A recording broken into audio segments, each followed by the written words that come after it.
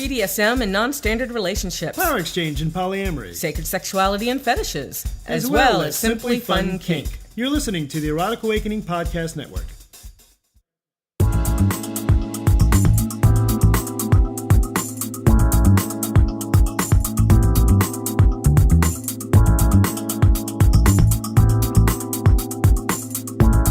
Good afternoon, everyone, and welcome to the next installment of the Femme Domme Mystique, featuring your lovely hostess, Mistress Simone.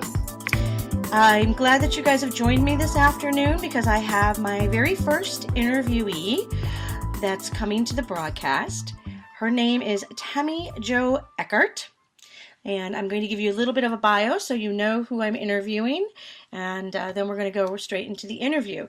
Tammy Jo is the author of several fiction and nonfiction publications, including short stories, novels, series, and essays. A skilled storyteller, Tammy Jo enjoys reading her fiction to live audiences, so she is happy to travel in her region to perform readings, sell her signed books, and lead workshops and discussions on various aspects of BDSM, gender and sexuality, or the literature, culture, and study of science fiction, fantasy, horror, and other types of speculative fiction.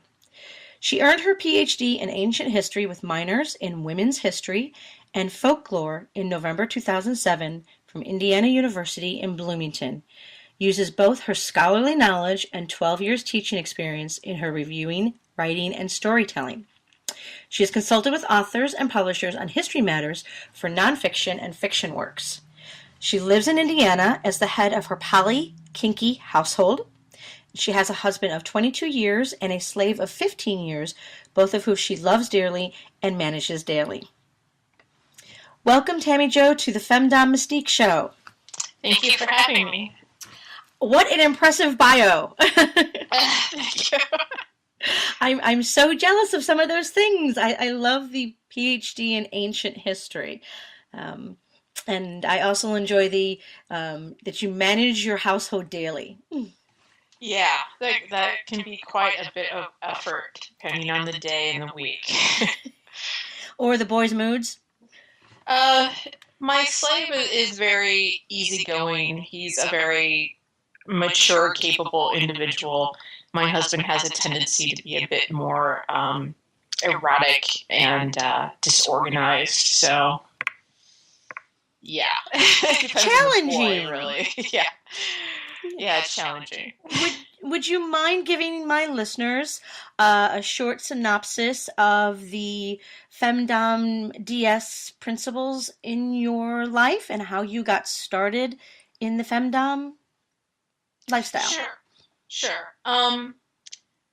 When I was real little, I just started filtering the world according to what I now recognize are more female-led criteria. And this included, not realizing that certain cartoons had more than one or two episodes, because I only remember the episodes where they visited Amazon Island, where the main male character got tied up and bossed around by the main female character. Things like that. In some ways, that was a natural outgrowth of my personality. I tend to have a very dominant personality, but in the way that resembles a teacher or a leader who leads by example, more than just strict commands. And so that really conflicted with the fact that I'm a survivor of childhood abuse as well. And so I think filtering the world was kind of my way to cope with things that didn't mesh in my world and my personality. So when I grew up and I was in college, I took a women's studies class, and we were looking at S&M. Mm-hmm.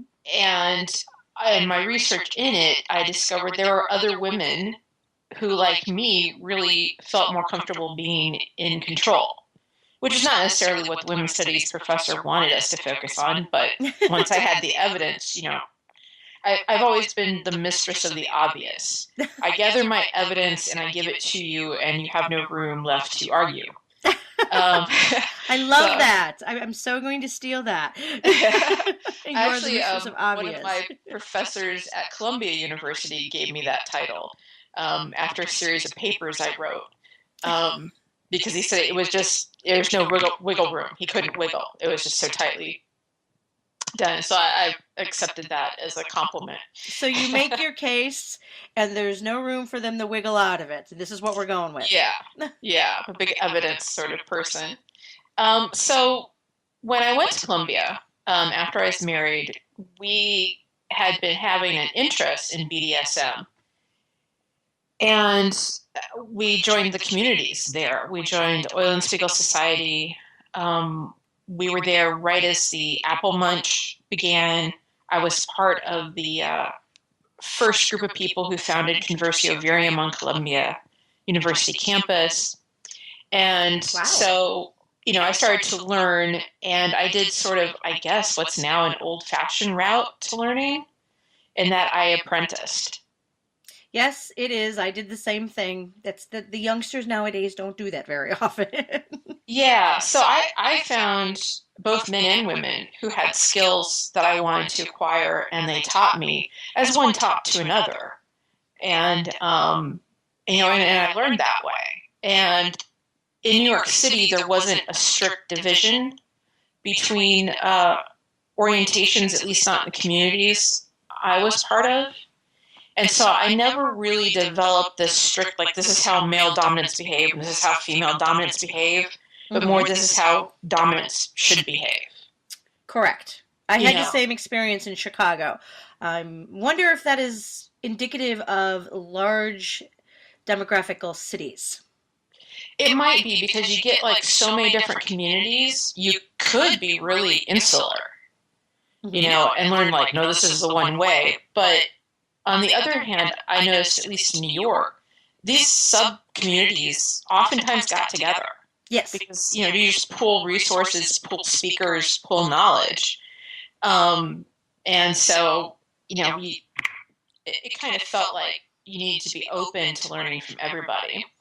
But it also just really fit with my personality. I mean, I feel like I am capable of looking at a situation, assessing a situation, making the decisions, and then taking the actions or directing actions that need to be done, at any given time. And I think that's actually a large part in being a dominant. I mean, it's nice to dress up, and it's nice to learn how to use a flogger and tie a knot.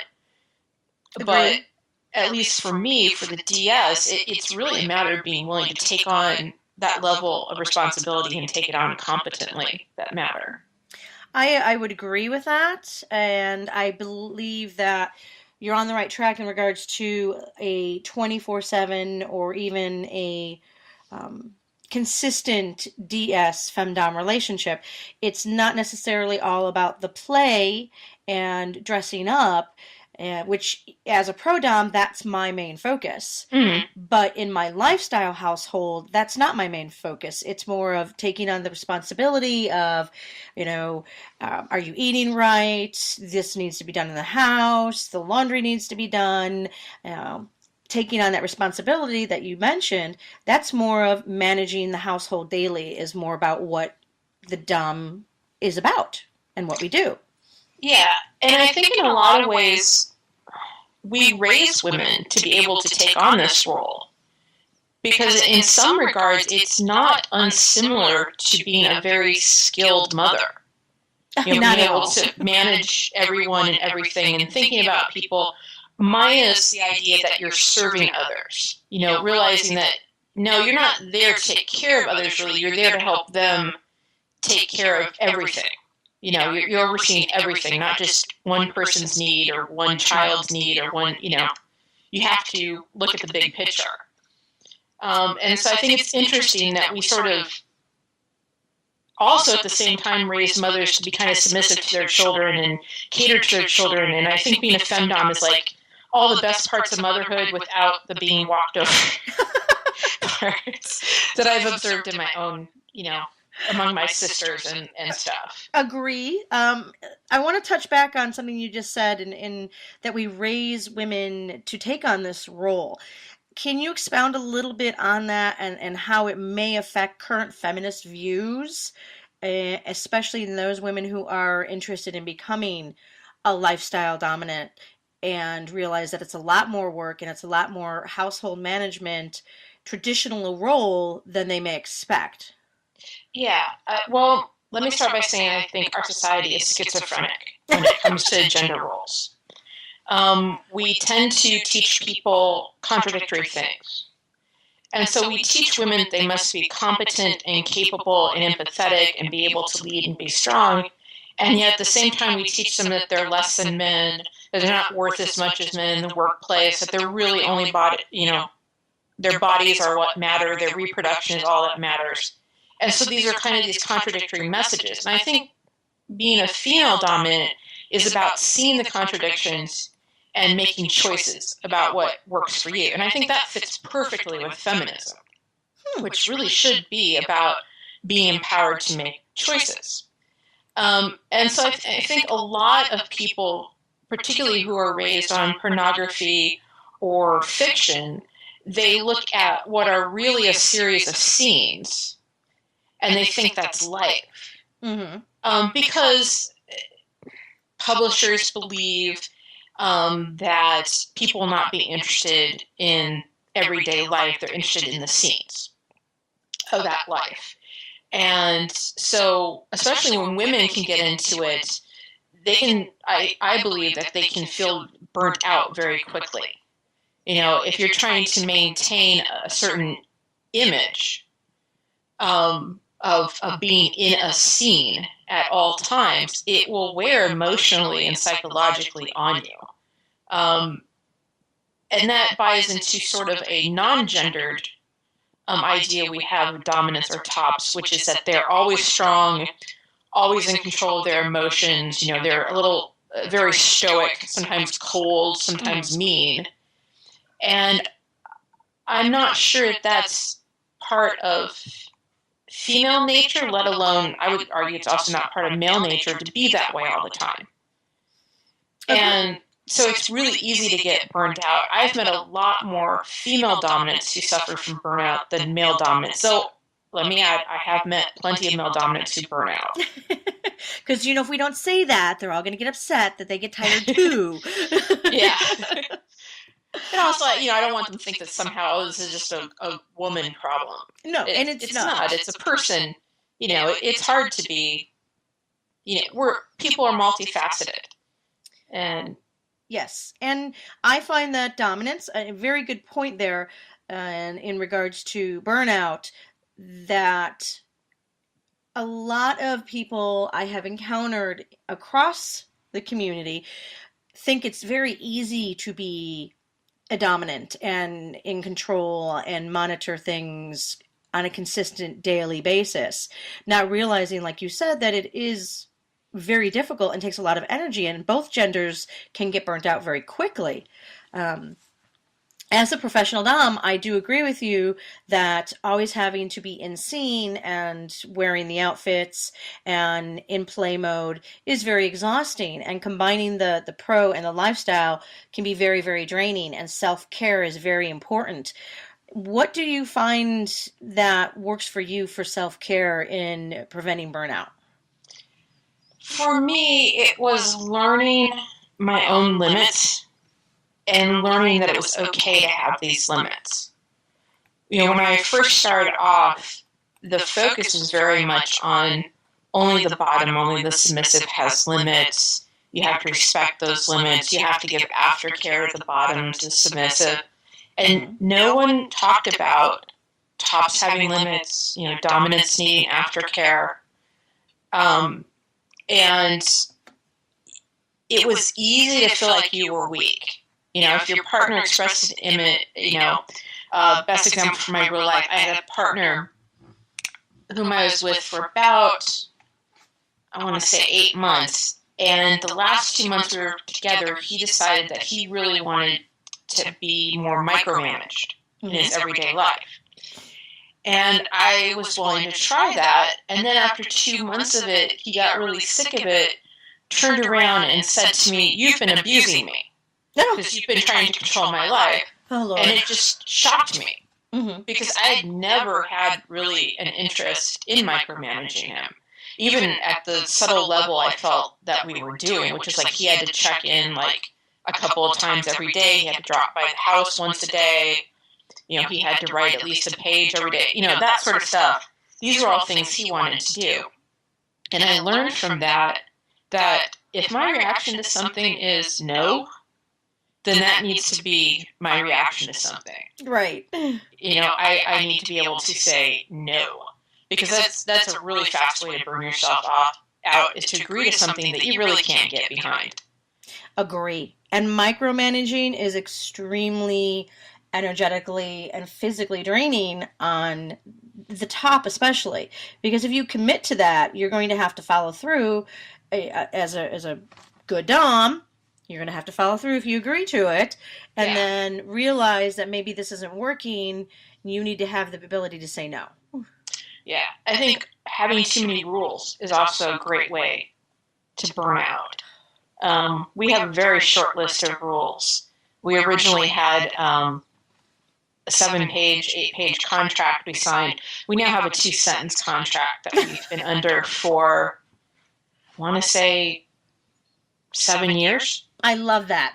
That's great. Now, everything in the previous contract still applies, Mm-hmm. but it came down to what are the goals of the relationship? What do we each agree to do as the goals?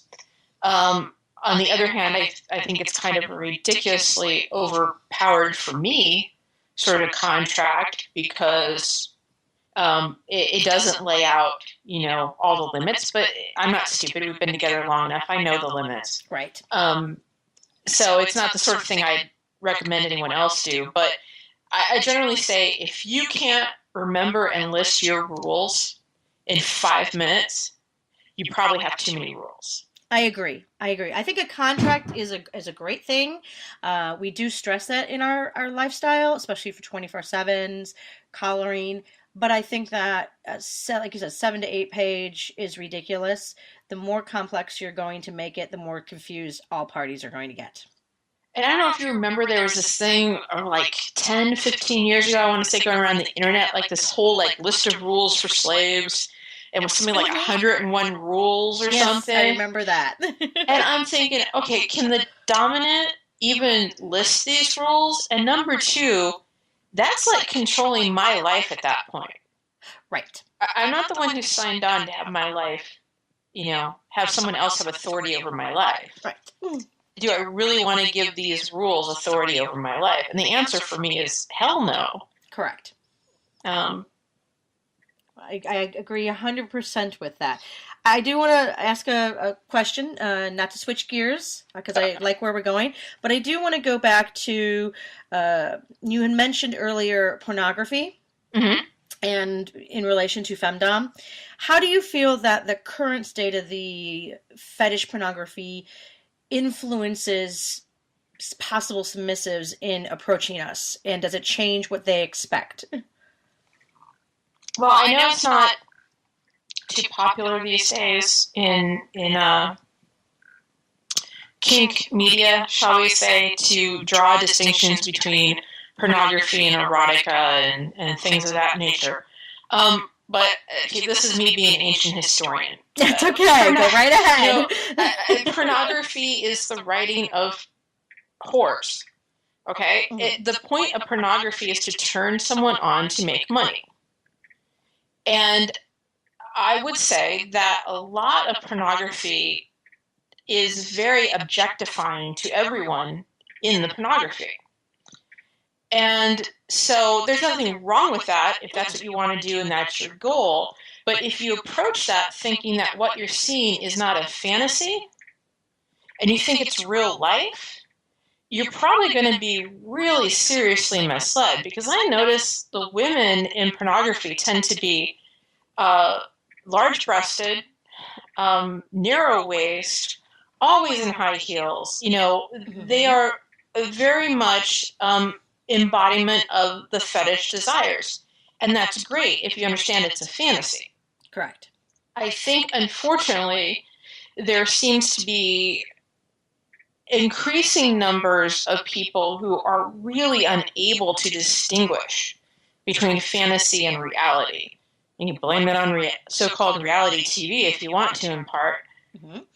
But in real life, I've rarely met people who meet that sort of idealized fetish standard.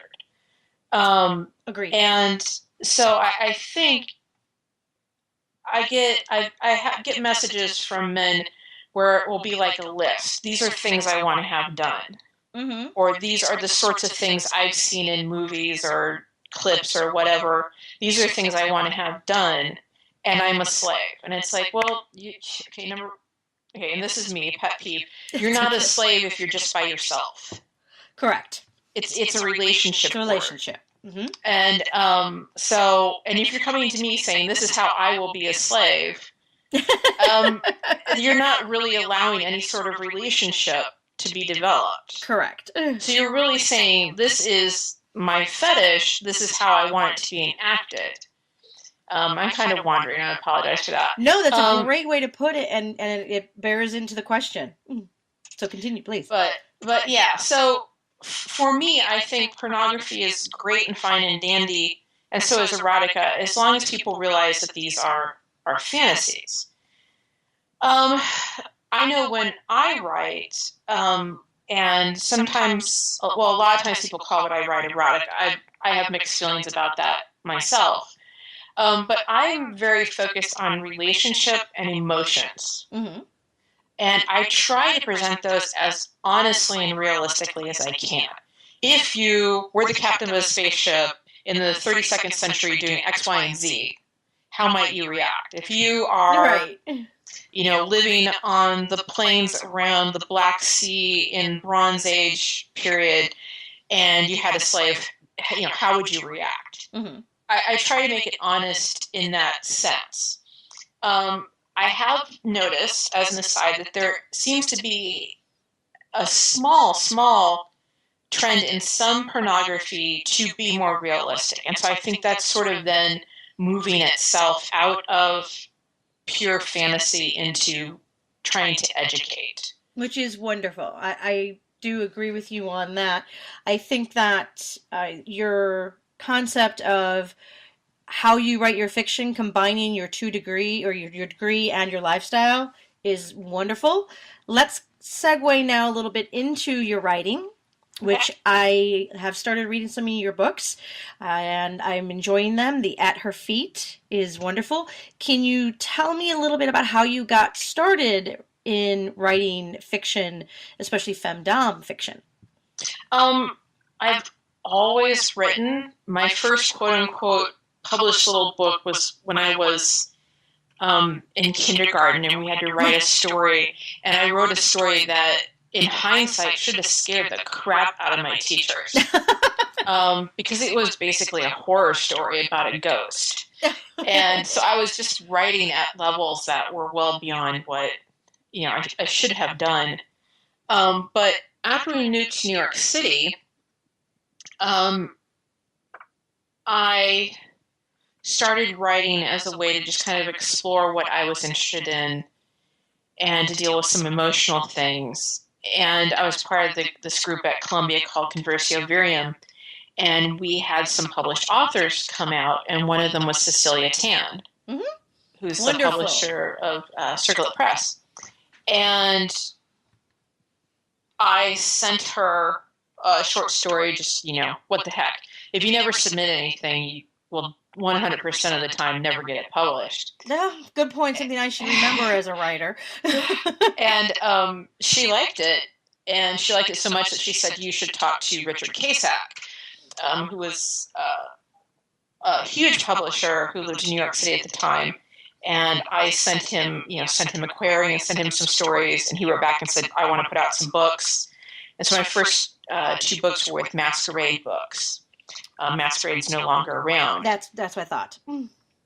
And so those are nice big openings. They were premiere in London the same day they premiered in New York, sort of reach that his publishing house had. And through Conversio Varium, then I met other authors like Laura Antonou and John Warren and Jay Wiseman and people like that. And I learned about publishing. I started doing a lot of reading. This was the really early days of kink publishing, where you got like cardboard or heavy, cover letter books that were spiral bound kind of publications. I still have my first copy of SM101 that's purple cover with spiral bound. Yes. So yes. Oh yeah. So I got these really early books, and I made contacts then in that community. So that's how I got into the writing. But I was trying to balance that with being in graduate school, working on a degree, and teaching at the same time. So it's like I had like 3 careers going, you could say: writing, teaching, and being a student. Which a graduate student, that's pretty much a career right there. Agree. So that's how I got into the writing. But oddly, the new series I'm working on was a book I first started in 5th grade. Oh, wow. So and it is very femdom. Can you inform my listeners of the titles and what the series is a little bit about? The new series or the published series? The new series, but feel free to add the published series as well. The new series is called Almost Partners, and it's going to be a minimum 10-book series that explores our world about 1,200 years in the future as the millennia approaches for the grand matriarchy. So matriarchy has been established, and it is about a woman who comes from one of the leading families and her attempts to uncover and reveal exactly how this world maintains its social hierarchy while protecting her family and protecting the men and women that she cares about in her life. It's a look at how, regardless of our ideals, we are still creatures of our social upbringing. I look forward to reading that. That sounds wonderful. I know it doesn't sound particularly kinky to people, but trust me, it's got a fair amount of sex and kink in it. It's just, I think we must have the sex in there. Yeah, I always seem to have a larger social agenda, which is true for the Circulate trilogy called Beyond the Softness of His Fur. And it's actually coming out in an omnibus paperback version here very soon. And that's set in the middle of the next century. It's a science fiction book, but this one looks at competition for water, political competitions between municipalities and big businesses, and the development of sentient slave race that is drawn from animal genetics. So our main male character is what we would call a furry. Wow. I don't think I've gotten into that part yet. So how do you find it challenging to get femdom erotica, which your books encompass so much more than erotica? It's not just one scene of sex after another, which is why I'm finding it very interesting to read. I'm a very big sci-fi geek, so the balance between the two, and that your story is actually well-rounded and solid, and then we have the element of erotica is something I'm finding very enjoyable. Mm-hmm. How do you find it challenging? Do you find it challenging at all to write femdom erotica? And when you tell people that's what you do, how do they react? I do not in general find it that challenging because, as I had mentioned, I've sort of been filtering the world that way for a while. Mm-hmm. And because I run my household, I tend to run my relationships that way. It's relatively easy to think about, well, how would a woman in this position be? I also would like to think that I pay a lot of attention to my partners, both male and female. So while I can't necessarily say, to use a science fiction term, grok fully what someone who's submissive gets out of it, I think I understand it enough that I can explain it and explore it fairly well. Telling people is interesting because a lot of people, number one, react sort of negatively to any concept of erotica or sexuality. When you tell them you write things that include that, or as I say, I don't pull my punches when I talk about that stuff, they can get sort of negative, and they can also get very defensive when they find out that you write non-traditional relationships beyond that. Right. I had, there's a convention up near Cincinnati, I believe, called Marcon. Okay. And I did this a few years ago. I'll probably be going back starting next year. And I was there my second year, and I had a guy who came by my booth, and I had my books displayed, and he walked by and he looked at it, he like frowned at it, walked away. And then he came back with another guy and a woman, and he decided he needed to proclaim very loudly that that wasn't right. Yeah. And it wasn't right for women to be in charge, and it wasn't normal. At which point the woman with him just looked at him like, what the hell? And the guy with him like put his hand over his face and just shook his head and walked away. And then this guy came back a third time to look at the books. And so I think a lot of times, because female-led relationships are subversive for the main culture that we live in, it makes people confused and angry, especially if they find it attractive. And I think that gentleman found it attractive, and thus he needed to very publicly declare that he didn't. So he was protesting just a little too much. Yeah. Yeah, it's like your politician who's all like, I wouldn't want someone to have an abortion, and then you find out they've taken their daughter or their wife to get an abortion. Right, or they're the anti-sex work and the, anti-prostitution, yet they're the ones that are caught with the escorts. Yes. Yes. Agree. So on this thread, and I'm obviously going to have you back because we're going to have more to talk about. But on this thread, have you found since, and I hate to bring up the subject of 50 Shades, but have you found that since that's popularity, has the attitude towards what you do changed? Not really me personally. I don't track my sales and things like that. Like on a daily or weekly matter, I mostly leave that in the hands of my publishers. Mm-hmm. But I do know other authors have reported upticks in sales, so I imagine there might be some uptick for mine. Mostly the comments I get related to 50 Shades are, your stuff is so much better. Yes. Including sometimes I've been at a conference and someone will come up to me and say, I heard somebody out in the hall and they mentioned 50 Shades. And I told them they better get in here and they get your stuff because it was so much better. And so that's sort of the comment I've heard, really, in relationship to my writing in particular. I think if I wrote female submissive material, perhaps I would hear more because there'd be more of a close correlation than between the two. Right. So I have to ask, so what is your outlook on the whole phenomenon of it? Of kinky writing in general or 50 Shades? Both. But let's start with 50 Shades and go into the kinky writing. I must confess that I have not actually read 50 Shades. Neither have I, and I won't.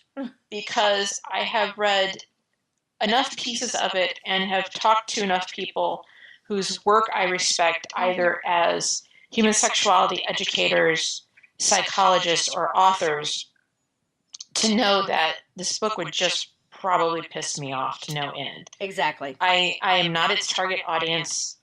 I'm not a big romance reader. Mm-mm. I really don't buy into the romance tropes. So I'm really a target audience. And then even though I have dyslexia and I require an editor to help me, at least I have editors who care enough to help me.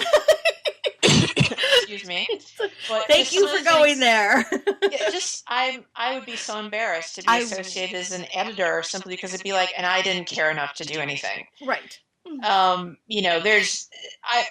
all for different fantasies. Like I said, pornography and fantasies are great if you know that's what it is.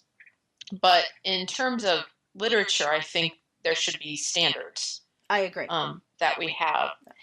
In terms of, exploring sexuality more explicitly and more honestly, I think we've slowly been moving in that direction over the decades. I'm not sure that this is necessarily going to push that any faster. Mm-hmm. I think instead, unfortunately, what it might do is spawn a bunch of spin-offs that are not edited very well, and that just kind of keep repeating the same tropes over and over again. Correct. Because as long as people are willing to spend money on it, obviously people are going to be willing to publish it.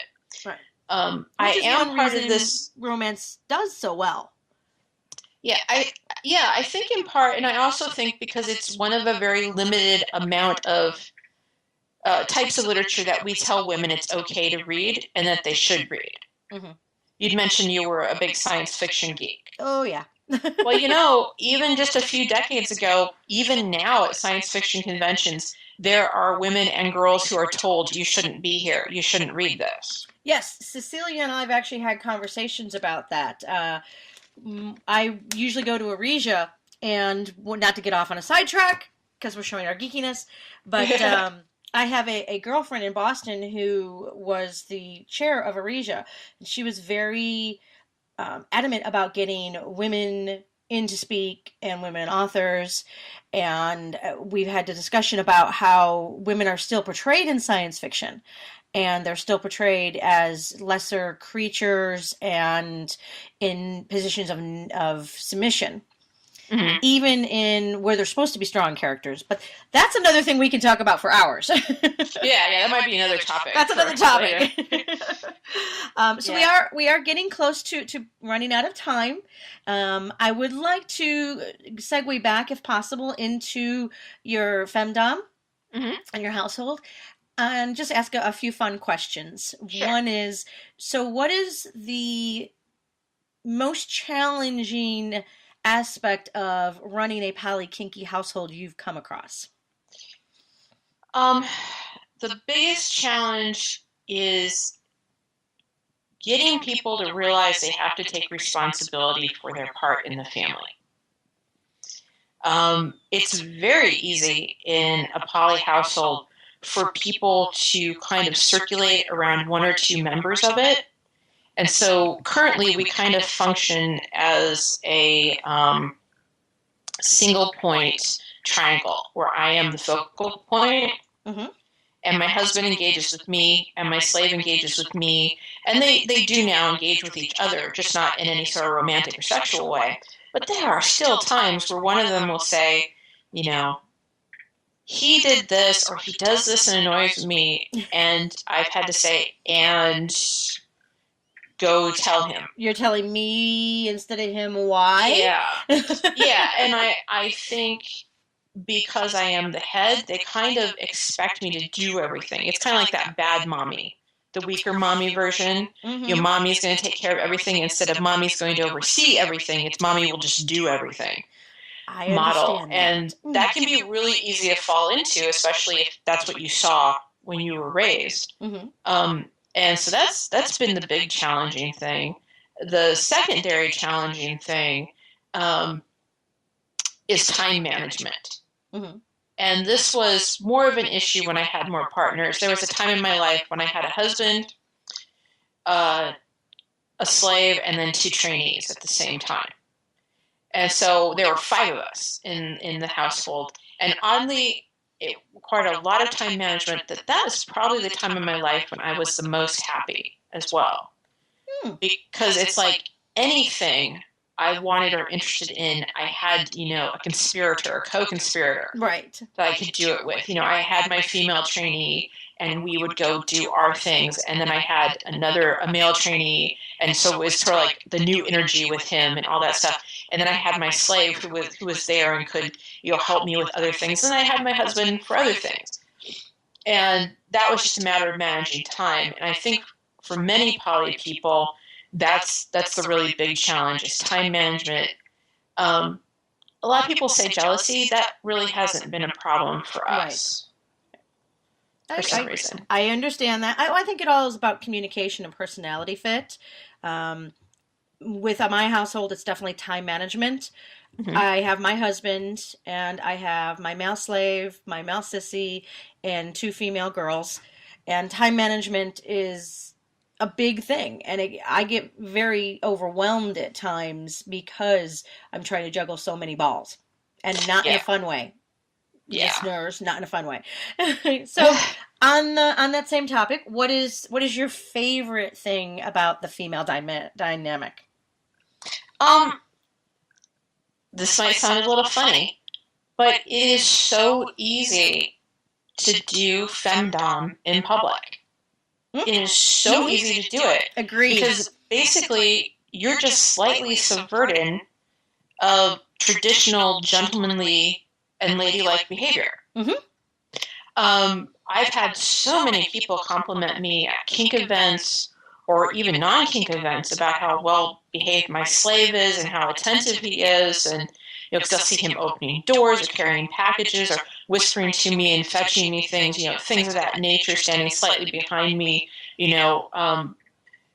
offering me his arm, these sorts of things. And I always say to them, you should thank his parents. There you go.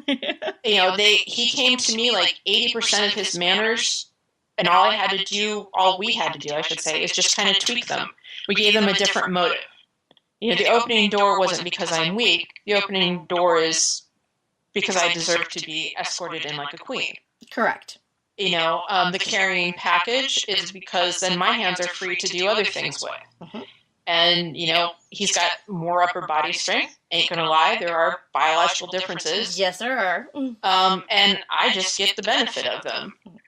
I agree with you 100%. It is so easy to do it because it's a natural extension of the societal roles that have been presented to us at this time.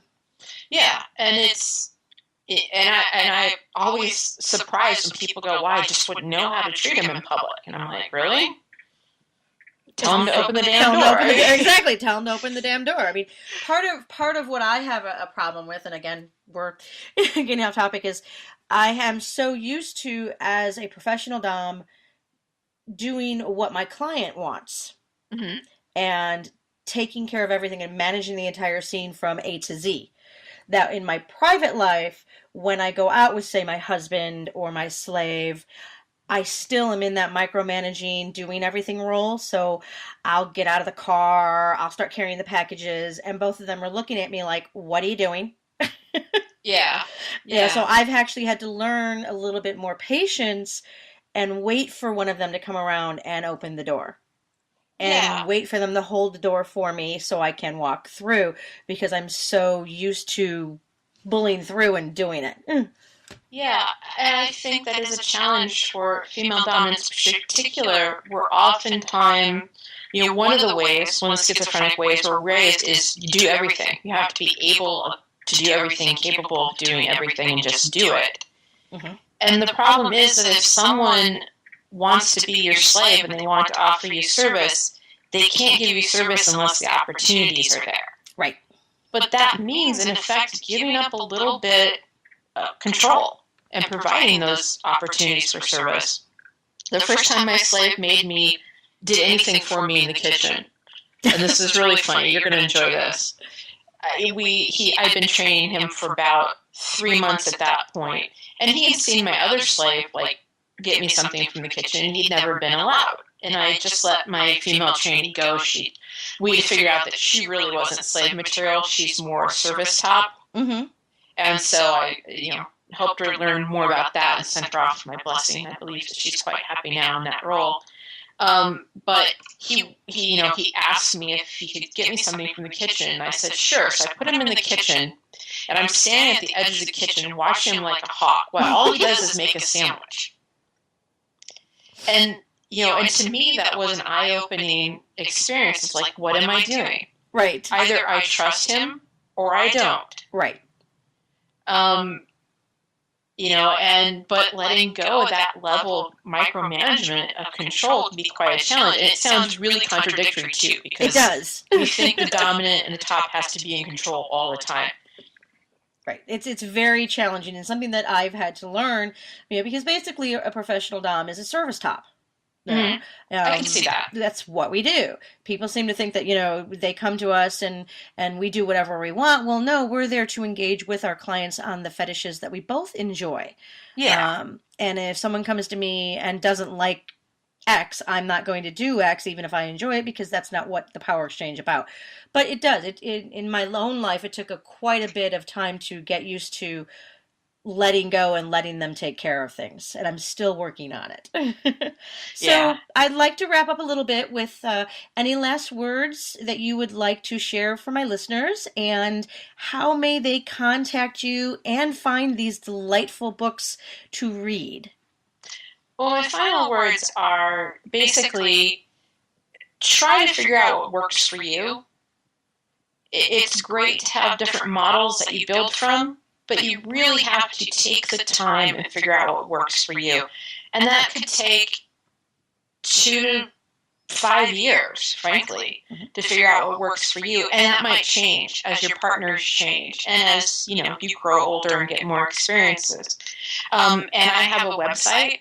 It's just my name, TammyJoEckhart.com or thetammyjo.com, and on there is contact information for me and links to all my publications and links to all the social media I'm part of. Wonderful.